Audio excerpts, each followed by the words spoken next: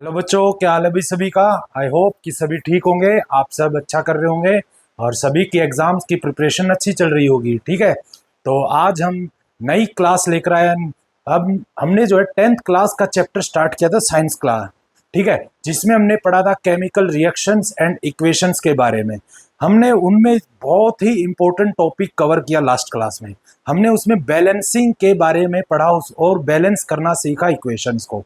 मैंने आप सभी को जो है बेस्ट तरीका बताया कि बैलेंसिंग का बेस्ट तरीका कौन सा होता है। उसे हमने मैथमेटिकल मेथड नाम दिया। ठीक है, उस मेथड से कभी भी बैलेंसिंग गलत नहीं आएगी। ठीक है, अगर आपका कैलकुलेशन एरर नहीं है तो आज जो है हम उसी को आगे बढ़ाएंगे और उसी में बैलेंसिंग का एक और मेथड आपको कराएंगे। ठीक है, जो कि हमारी बुक में भी गिवन है, हीट एंड ट्रायल नाम से। तो हीट एंड ट्रायल मेथड से हम जो है इक्वेशंस को ऑलमोस्ट 10th क्लास की ऑलमोस्ट सभी इक्वेशंस को हम सोल्व कर लेते हैं। लेकिन कुछ इक्वेशंस हमारी, कुछ रिएक्शंस हमारी हार्ड होती है, जिनको बैलेंस करने के लिए जो है हमें अपना जो मैथमेटिकल मेथड है उसे ही अप्लाई करना होता है, क्योंकि वो परफेक्ट मेथड है। क्योंकि कुछ केमिकल रिएक्शंस जो है हमारी अच्छी होती है, उनकी बैलेंसिंग थोड़ी हार्ड होती है हीट एंड ट्रायल मेथड से। ओके, तो हीट एंड ट्रायल मेथड जो है आपका कुछ मतलब 90% क्वेश्चन पे, 10th के 90% क्वेश्चन पे अप्लाई हो जाएगा। बट अगर आपको कोई भी कंफ्यूजन क्रिएट होती है बैलेंसिंग में, हिट एंड ट्रायल मेथड से कोई भी दिक्कत होती है, तो आप सीधा शिफ्ट करना है आपको किस पर, मैथमेटिकल मेथड पे। ठीक है, तो आज हम नया मेथड उसका सीखेंगे, hit and trial method. Chapter है हमारा चैप्टर नंबर 1, जिसका नाम है केमिकल रिएक्शंस एंड इक्वेशंस। ठीक है, इसमें जो है हमने बहुत ही इंपॉर्टेंट टॉपिक कवर करा है कि हमने बैलेंसिंग सीखी। आज हम बैलेंसिंग का सेकंड मेथड सीखेंगे। ठीक है, बैलेंसिंग के लिए आज हम जो है सेकंड मेथड सीखेंगे, जिसका नाम है hit and trial method. Hit and trial method. Okay, ये हमारा जो है बहुत बेसिक है और इसमें हम एक नियम को फॉलो करना है। क्योंकि देखो, अगर हम थोड़ा सा इसको पैटर्न से पढ़ेंगे तो ये हमारे लिए बहुत बेनिफिशियल है, नहीं तो ये केमिकल रिएक्शंस को उलझा भी देता है। तो उसी को ध्यान में रखते हुए हमें जो है इजी क्वेश्चन से मैं समझाऊंगा इसको। और इसका जो लेवल है हार्ड क्वेश्चंस तक का, वो इतना नहीं है। मतलब ये इजी क्वेश्चंस पे ही ज्यादा अप्लाई होता है। ठीक है, और आपके जो है बैलेंसिंग के ज्यादातर क्वेश्चन इजी है। ठीक है, जो हार्ड वाले हैं उसके लिए आपको डायरेक्ट मैथमेटिकल मेथड यूज करना है। तो आई होप कि आज हम उसे स्टार्ट करते हैं और हिट एंड ट्रायल मेथड को देखते हैं। जैसे कि हम ले लेते हैं सबसे छोटी केमिकल इक्वेशन अभी,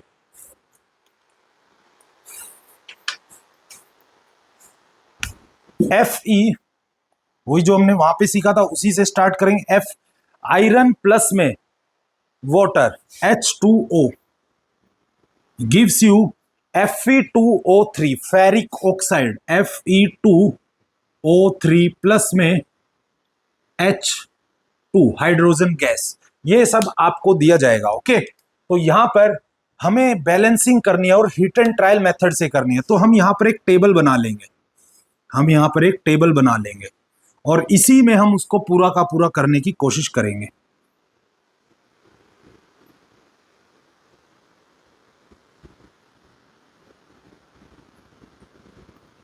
यहां पर हम सभी एलिमेंट्स को अरेंज करेंगे। हमें जो है सबसे पहले मेटल को लिखना होता है। किसको लिखना होता है? मेटल कौन है यहाँ पर? आयरन। फिर हमें जो है नॉन मेटल, हाइड्रोजन और ऑक्सीजन को छोड़ के। अब यहाँ पर देखो कोई भी नॉन मेटल नहीं है तो हम उसे नहीं लिखेंगे। यहाँ पर पहले हम हाइड्रोजन लिख लेते हैं या ऑक्सीजन, या फिर ऑक्सीजन लिख लो या हाइड्रोजन लिख लो। मतलब इनको एक्सचेंज भी कर सकते हो आप, ऐसा कोई बड़ा रूल नहीं है। ऐसा नहीं कि इसके लिए भी कोई रूल है, ये तो हम अपनी सहूलियत के कि हम पहले जो है या तो यहाँ पे नॉन मेटल होना चाहिए सबसे पहले या मेटल होना चाहिए। तो पहले मेटल या नॉन मेटल को बैलेंस कर लो, उसके बाद आगे बढ़ते रहना है। ठीक है, या तो पहले देखो, चाहे या तो मेटल हो, नॉन मेटल हो, हाइड्रोजन हो, ऑक्सीजन, या फिर नॉन मेटल भी पहले आ सकता है, फिर मेटल, फिर ऑक्सीजन, फिर हाइड्रोजन, ऐसा कुछ नहीं है। लेकिन हाँ, हाइड्रोजन और ऑक्सीजन जो है लास्ट के से दोनों में ही रहेंगे। ठीक है, इनमें से आप इनको जो है लास्ट में ही रखोगे हमेशा। ओके, तो हम इसको बैलेंस करना स्टार्ट करते हैं। अब अगर मैं यहाँ पर देखूं, यहाँ पर मैं देखूं आयरन कितने है मेरे, यहाँ पर 2 है, उधर कितने, सॉरी यहाँ पर 1 है, कितना है? 1 है। और यहाँ पर कितने हैं? 2 है। ठीक है, आरएचएस में। और यहाँ पर हमारे हाइड्रोजन कितने हैं देखे तो यहाँ पर 2 है, वहां पर कितने हैं? 2 है। यहाँ पर ऑक्सीजन कितनी है 1 है, वहां पर कितनी है 3 है। इसका मतलब हमारा आयरन जो है वो बैलेंस नहीं है। अब देखो बैलेंसिंग का मैंने आपको बताया था हमेशा यहाँ पर कोफिशिएंट के जगह पर ही इस्तेमाल किया जा सकता है। ऐसा क्यों? इसका रीजन क्योंकि कंपाउंड जब बनता है तो वो हमारे केमिकल रिएक्शंस के एक लॉ को फॉलो करता है। वो लॉ है हमारा लॉ ऑफ कांस्टेंट प्रोपोर्शन। ठीक है, जो इनका ये प्रोपोर्शन है ना 2:3, ये इसी में रहेगा, ये नहीं बदल सकता। इसीलिए इसके आगे चेंजेस करे जाते हैं हमेशा। ओके, तो अब इसको हम बैलेंस करने जा रहे हैं। तो अगर मुझे यहाँ पर 2 लगाना तो यहाँ पर 2 लगाना पड़ेगा। अब ये 2 हो जाएगा। अब मैं यहाँ पर दोबारा से लिख लेता हूँ। ठीक है, यहाँ पर कितने हो गए 2, यहाँ पर भी कितने हो गए 2, यहाँ पर हाइड्रोजन कितने अभी भी 2, यहाँ पर 2, यहाँ पर ऑक्सीजन 1 है, यहाँ पर 3 है। मतलब कि हमारा आयरन और हाइड्रोजन जो है अभी के लिए बैलेंस हो गया है। अब मुझे ऑक्सीजन को बैलेंस करना है। अब मुझे यहाँ पर अगर 3 ऑक्सीजन लगाने हैं तो मुझे यहाँ पर 3 लिखना पड़ेगा। अब ये यहाँ पर 3 ऑक्सीजन क्रिएट हो गए।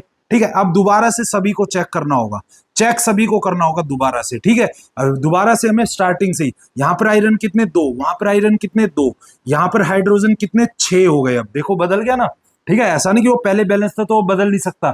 जब भी यहाँ पर एक नंबर इंट्रोड्यूस करोगे तो दोबारा से सारी कैलकुलेशन करनी होती है कि दोनों तरफ सेम है ना। तो यहाँ पर हाइड्रोजन कितने अभी भी 2 है, देखो हाइड्रोजन 2 है सिर्फ यहाँ पर। ठीक है, यहाँ पर ऑक्सीजन कितने हो गए 3, वहां पर ऑक्सीजन कितने हो गए 3। ठीक है, इतना करना होता है यहाँ पर बस। उसके बाद अब मुझे अगर यहाँ पर हाइड्रोजन को बैलेंस करना है तो मुझे यहाँ पर मेरे 6 है, यहाँ पर 2 है, यहाँ पर कम है, तो मुझे यहाँ पर एक नया नंबर इंट्रोड्यूस करना होगा जिसको हम 3 लिख देंगे। ठीक है, क्योंकि अगर मैं 2 में 3 मल्टीप्लाई करूंगा तो मेरे 6 हो जाएंगे। अब नेक्स्ट हमारा इसमें पैटर्न देखते हैं। यहाँ पर आयरन कितने 2 है, उधर भी आयरन कितने 2 है, इधर हाइड्रोजन कितने 6। अब उधर हाइड्रोजन कितने 3 2 जा 6। यहाँ पर ऑक्सीजन कितने 3, यहाँ पर ऑक्सीजन कितने 3। देखो हो गया बैलेंस। ये हमारी फाइनल केमिकल इक्वेशन आ जाएगी, रिएक्शन आ जाएगी।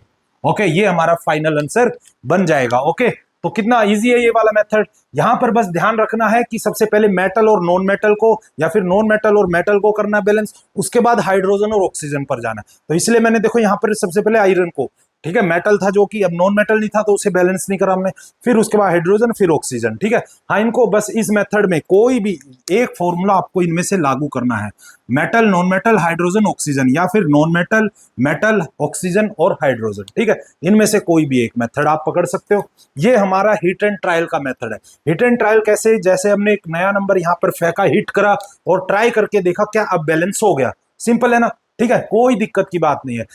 आपके जो 10th के ज्यादातर केमिकल रिएक्शंस है वो इसी मेथड से सॉल्व हो जाएंगे।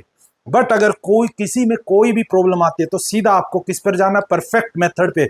उस परफेक्ट मेथड का नाम है मैथमेटिकल मेथड, जो कि हमने लास्ट क्लास में सिखाया था। ओके, तो मैं आज आगे बढ़ता हूं अभी। तो ये हमारा जो है बैलेंसिंग का लास्ट कंसेप्ट था इसमें। तो अब हम आगे बढ़ते हैं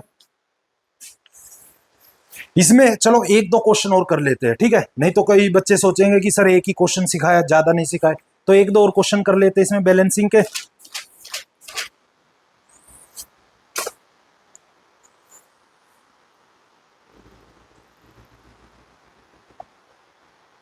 जैसे कि यहां पर हम देखेंगे, बैक एक्सरसाइज का हमारा क्वेश्चन है। सबसे पहले लिखा nitric acid HNO3, HNO3 plus में कैल्शियम हाइड्रोक्साइड। कैल्शियम हाइड्रोक्साइड क्या होता है? CaOH2। ठीक है, जिन बच्चों को इन देखो वहां पर वर्ड में भी आएगा, ये नहीं कि आपको डायरेक्ट केमिकल इक्वेशन दिए, वहां पर आपको वर्ड प्रॉब्लम में भी दिया जा सकता है कि nitric acid plus calcium hydroxide. ठीक है, क्वेश्चन आएगा कि when we add nitric acid to calcium hydroxide, ठीक है, गिव्स दैट प्रोडक्ट। ओके, तो आपको जो ये कंपाउंड खुद लिखने पड़ेंगे और उसके लिए आपको जो है 9th क्लास का चैप्टर पढ़ना पड़ेगा, वहीं से आपने ये सीखा था। ओके, तो अब नेक्स्ट हमारा इसमें इसमें जो प्रोडक्ट बनेगा कैल्शियम नाइट्रेट बनेगा,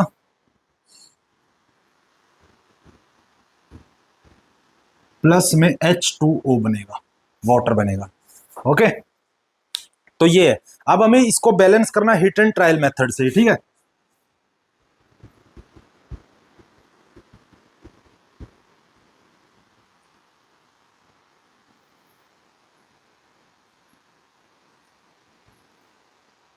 ये हमने यहां पर अपना टेबल बना लिया। अपना टेबल बनाने के बाद